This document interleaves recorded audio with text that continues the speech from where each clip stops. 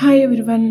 Videos post చేసి చాలా రోజులు అయిపోతుంది. ఇక నుండి రెగ్యులర్గా వస్తాయండి. రీసెంట్గా ఆదియోగి స్టాచ్యూ చూడడానికి చిక్బల్లాపూర్ వెళ్ళాం.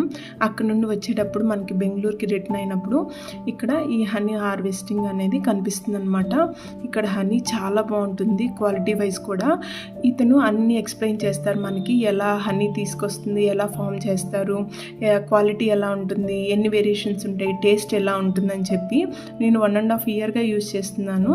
ఈసారి నేను వైల్డ్ హనీ తీసుకున్నాను. 1 kg నాకు 1500 పడిందండి. కాస్ట్ ఎక్కువే, బట్ క్వాలిటీ మనకి చాలా బాగుంటుంది. వీళ్ళు ఇక్కడ స్మాల్ పీస్ హనీ అలానే వైల్డ్ పీస్ హనీని సేల్ చేస్తున్నారండి. హనీస్ చూడడానికి చాలా బాగున్నాయి. ఫుల్గా ఉంది హనీ నేను చూసినప్పుడు. హనీ అయితే చాలా బాగుందండి. పిల్లలకి మనం రెగ్యులర్గా ఇవ్వచ్చు. బిలో 1 year పిల్లలకి అయితే అవాయిడ్ చేసేయండి. వాళ్ళు అయితే పర్టికులర్గా చెప్పారు బిలో 1 year పిల్లలకి ఇవ్వద్దు అని చెప్పి.